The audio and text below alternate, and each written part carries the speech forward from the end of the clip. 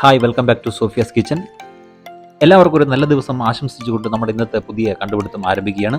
നമ്മൾ എന്നും ഒരേ രീതിയിലുള്ള പുട്ടൊക്കെ കഴിച്ച് മടുത്തല്ലോ. അപ്പം ഒരു വെറൈറ്റി ആയിട്ട് ചൈനീസ് ന്യൂഡിൽസ് പുട്ടുണ്ടാക്കി കഴിക്കാം.